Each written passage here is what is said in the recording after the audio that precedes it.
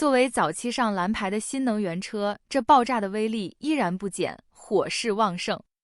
这是近期在西安的一次自燃，真是水与火的较量，最后消防员也是放弃了，直接等烧完了再淋点水下班，因为根本浇不灭。在中国，有时候你跑着马拉松也会遇到汽车自燃，现场非常的吓人，浓烟四起，并且伴随着时不时的爆炸。这么多人在场，还有小朋友，个人建议应该拿个黑布围起来比较好，这也太吸引人群的目光了，哪还有心思跑马拉松，都来吸有毒气体了。也有在高架上自燃的，这是一辆货拉拉的新能源电车，在高架桥上自燃，冒起了黑烟。现场的交警也是见怪不怪了，消防看着都懒得来，等烧完火就灭了，只要准备一台拖车在远远的等着就可以，这样也省了很多不必要的麻烦。毕竟上班高峰期，消防车一来就要堵车了，别人还要上班呢。电车自燃的风险会一直存在，目前无解。但是现在很多人都买电车，在各种补贴、各种忽悠之下，抱一块危险的大电池回家。我们频道有很多自燃的现场视频，那么这些自燃最后都是怎么处理的？车企有没有去承担责任？在发生自燃之后，车企都做了什么？不找不知道，找到吓一跳。今天这期视频呢，可能是我压力最大的一期视频。身后这台车呢，是一个我非常尊重的品牌的车子。其实也没多大事情，我们的网友上个多月开这台车在市区里面撞了一下，车子呢撞到了高架的水泥墩子这一侧了。就在这个时候，网友忽然发现从车子的副驾驶座位底下往上喷火，当时是不是把你吓坏了？对。网友忍着剧痛打开车门，从车上下来了。下来了以后，你当时是不是记得不太清楚了？这个副驾驶的这个门的隐藏式门把手有没有弹出来？我倒记不清楚了，记得不太清楚了啊。然后紧接着他又跑到了后备箱那里，拼命的去开后备箱，好像是没有打开嘛，打不开了，这个门打不开。大家现在也能看得到，虽然烧成这个样子了，但是后备箱的这个锁还是没有打开的。他为什么一定要开这些门呢？因为他养了多年的一条小狗还在车里面。但最终很遗憾啊，因为当他后备箱门打不开的时候，他人非常的疼，连晕带惊吓就倒地了，并且明火已经上来了。万幸被路人救了一把。可能有朋友说，那你为什么不到那边去开门呢？因为你看当时的事故情况，车子是紧贴这面的水泥墩的，人是过不去的。但是那边也着火了。对，并且火也已经上来了。那因为网友受伤非常重，可能他的声音是有一点小。我想很严肃的问你一下，当时安全气囊有没有弹？主驾没有弹。请你再说一遍。主驾没有弹。主驾没有弹。对，网友的身体的这个部分顶到了方向盘上。造成的伤害有多大我不太清楚啊，但是我知道心肝脾肺肾这5个东西是老天爷给我们的，现在莫名其妙里面一个东西没有了，你说造成的这个东西造成的影响能有多大？网友在医院里面躺了10几天，小20天，没有去管这台车子，因为车子被拉走了，放在一个郊外的一个停车场里面了。当网友勉强能从医院里面出来的时候，他就联系这家 4S 店，4S 店给他说，你去鉴定，如果你鉴定出来我们的车子没有问题啊，那我们也没办法。如果你鉴定出来车子有问题，我们1倍、2倍、10倍都给你赔。他说过，这是他说的话吧？好的，网友就去停车场找这台车子去做鉴定，但是就在这个时候困惑产生了。大家从这个角度看一下这台车子啊，就是网友很搞不懂啊。我今天不表态，我在阐述一件事情。网友发现这台车子的这副驾驶下面这整个这一块变空了，没有了。但是你看当时灭完火以后的实际情况，下面的电池各种机器设备全部都在的，为什么这一块全部空了？然后你仔细看边缘的很多的痕迹，似乎充满了很多的这种切割焊接下面的残渣的这些点。这有没有可能是被人切走了呢？并且连副驾驶的那一扇门，副驾驶那边的轮毂，你知道轮毂烧成再怎么严重，至少它是在的，也不见了，都没有了。那扇门一直没有人动过，没有撞击过，那扇门为什么被翘起来，被硬搬成了这个样子？这是不是你的困惑？对，这不是我的观点吧？我没有乱讲吧？没有。然后更有趣的，因为网友受了如此大的伤，网友觉得安全气囊是没有弹出来的。那么本来通过鉴定方向盘里面的东西是可以鉴定出来安全气囊有没有弹的，但是很遗憾，方向盘也不见了。大家知道啊，整个中控这里仪表台这里面其实是有一套钢架的，方向盘本身也是金属的，方向盘底下这一套更是大型的金属部件的。你为什么烧得如此干净，什么都没有了呢？可能有朋友会觉得，那是不是在托运的过程当中可能会丢掉啦，对吧？那么我想说，他这辆车子在刚一撞的时候，整个前保险杠是被甩出去的，一个塑料垃圾一样的，这么一个烂的塑料的保险杠都被有关的部门捡回来给它放到车里面了，这是网友自己的私人物品。那塑料保险杠都被捡回来了，车门能乱丢吗？轮毂能乱丢吗？封条能乱丢吗？方向盘能被乱丢吗？所以大概的事情就是这样子。我想再很认真的问一下这位网友，你的大名叫什么？毛子君。好的，我刚才讲的这些事情是不是都是你给我讲的？句句属实。句句属实。对。然后的话，你没有刻意的编造抹黑各种，因为你如果这样子来说的话，我们都是要承担相应的法律责任，压力会比较大的。我知道。没有乱讲啊。没有乱讲。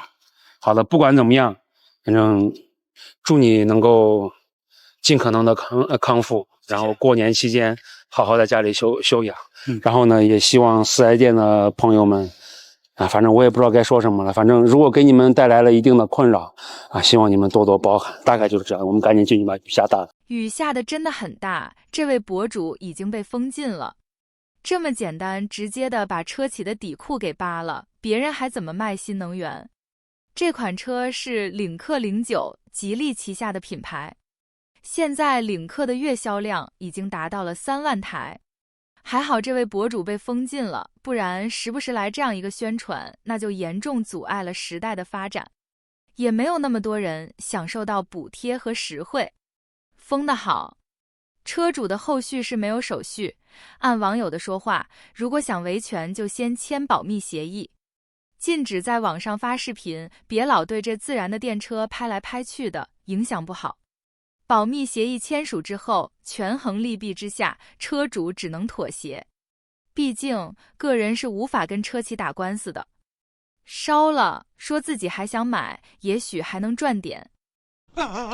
只能说买电车只能服中国人啊！不管你是什么品牌，帮我盖房子的、卖空调的、卖电视的、卖手机的，只要是这些人出来造车就是遥遥领先。新能源的车你们都敢买，究竟不知道他们以前是做什么的吗？以前那些车企是怎么倒闭的吗？你们都不知道，你们就什么车都敢买。像前2天那个车子又倒闭了，以后你们去维修去哪里搞保养？电池坏了去找谁？根本你们找不到人。建议还是买点正常品牌车，车市上市，那个车企年龄比较长一点，可靠一点的品牌就行了。中国现在有129家新能源汽车品牌，最后活下来的估计不超过10个。年初高和停产，然后哪吒汽车 CEO 下课国资接管，然后吉利的跌不疼，百度的妈不管的极越汽车一夜崩盘，比亚迪说的汽车行业大决战淘汰赛，现在就是死亡轮盘疯狂的转动啊！下周下个月，明年崩盘的指针又会转到哪个头上呢？先看看这些崩盘新势力动荡的开始，都是被供应商公开讨债。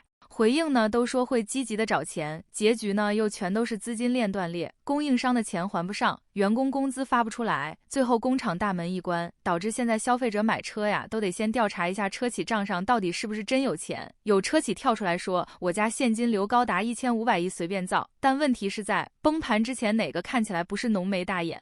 有背景有来头还不差钱啊！贾跃亭的法拉第未来虽然是在美国内斯达克独立上市了，但早在16年就因为总公司乐视盘子摊得太大，资金链崩盘，导致造车这个事儿老是在缺钱画 PPT 融资的路上。但是呢，有背景靠首富的许家印的恒驰、姚振海的宝能，一个烧了上千亿，一个烧了500亿。最后造出来的车呢，全内部消化了。接着呢，传统汽车出身的行业大佬独立创业的威马和高和，一个烧光了300亿，还道歉了406亿，另一个呢只烧了100亿。按说他们该是经验丰富啊，造出来的车呢，好歹也曾经月销几千。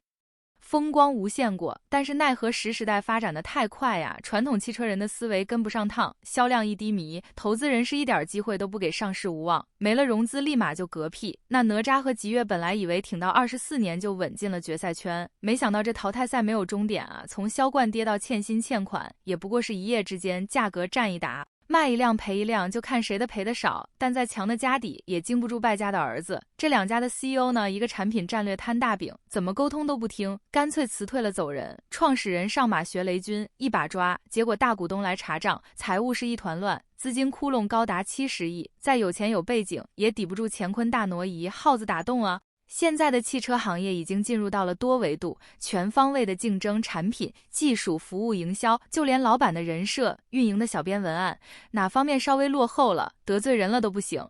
所以对于消费者来说，做等等党会笑到最后。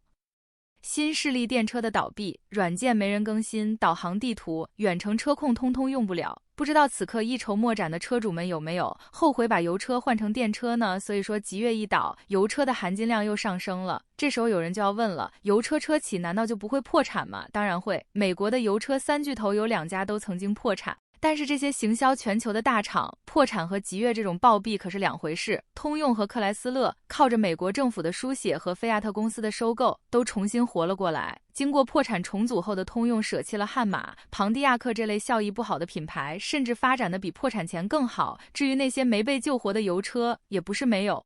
但是油车在智能化上慢半拍，反倒成为了油车的优势。就算变成绝版车也不慌，更不更新车机，有没有 4S 店都无所谓。油车的智能化有个蓝牙就够了，车上的配件也有副厂件可以凑合用着，像火花塞，这种配件还都是和其他车型共享的，且没不了呢。4S 店它有的时候我就不去那儿保养。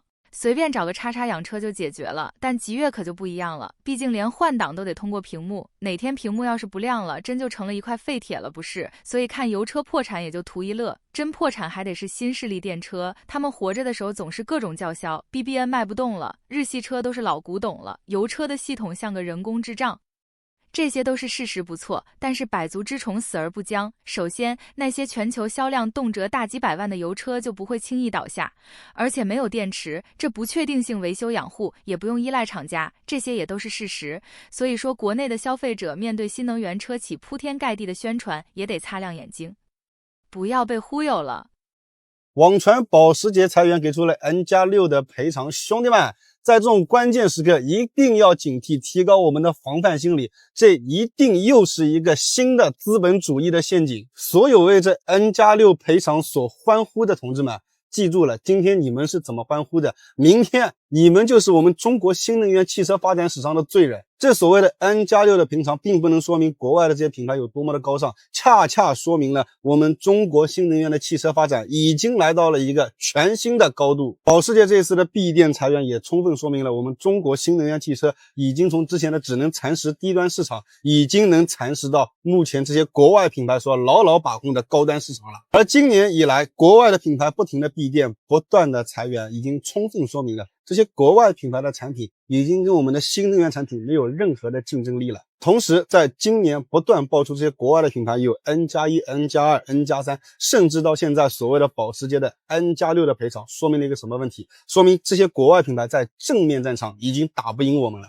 所以我才要呼吁同志们一定要提高警惕，正是因为这些国外的品牌在正面战场已经打不赢我们的情况之下，才会用这种恶意补偿的方式，想要曲线救国，从内部来瓦解我们。同志们啊，一定要警惕资本主义的糖衣炮弹，千万不要被这些资本主义的恶意补偿所迷惑了我们的眼睛。此刻我们的汽车工业的战役已经来到了最关键的节点，在此我呼吁所有看到这条视频的同志们，为了我们新能源汽车的发展，我们一定要团结一心，众志成城。对于我们国产品牌产品的方面，小问题咱们尽量不要去提了，大问题咱们也尽量包容。即使是因为产品的不足导致生命安全受到威胁，实在不行咱就当捐躯了吧。虽然历史不会记住咱们，品牌方不会记住咱们，但是对于中国新能源汽车工业所做的贡献一定是不会被抹灭的。至于这些企业对于咱们工人的待遇方面，兄弟们也不要去计较了。现在战役打到最关键的时刻，我们所有的品牌都非常的难，记住8个字：吃苦耐劳，众志成城。虽然他们好起来以后不一定会对咱们更好，但是咱们对于这汽车工业发展所做出的贡献是不可被抹灭的。总结下来一句话：事了佛一去，深藏功与名啊。我也觉得这次真的太过分了，这群资本家德国佬故意挑起矛盾，裁员补偿居然 N+6。国产著名慈善家资本家曹旺先生曾经说过，不能给年轻人太高工资，不利于奋斗，怕别家企业承受不住，不利于社会的发展。劳动法规定企业裁员补偿 N+1 就行了，保时捷到好工资开得高也就算了，裁个员还要 N+6， 不光是保时捷，本田裁员补偿 N+3， 特斯拉裁员补偿 N+3， 丰田裁员补偿 N+4， 大众裁员补偿最高 N+6。这群资本主义的资本家扰乱我打工人之心，动摇我默默奉献之信念，简直罪大恶极。同样是造车的，关于赔偿这块，还是得看我们本土民族企业家。暴雷第一时间跑路，员工永远最后一个知道。就像前几天暴雷的极越，暴雷的时候，2大资本爹默默看戏，直到舆论波及到自己，才站出来发了个联合声明，给员工补齐1个月社保，以及还没有制定好的补偿方案。2个世界500强民族企业，这样的联合声明居然发得出来？不是说好的先富帮后富吗？你连劳动法规定的最低标准都做不到，更别说让你帮了。现在好了。没有对比就没有伤害，把 N+6 的外资都干跑了，剩下0+0的，真的是厉害，超车成功。我占道经营的吗？这个道我不能占吗？对，我又不赚钱，我把我直播把钱，对不对？他说我占道，你试试，你这样一弄是不是一围观，是不是就引起？围观是你们引起的围观，好不好？听到有人举报了。谁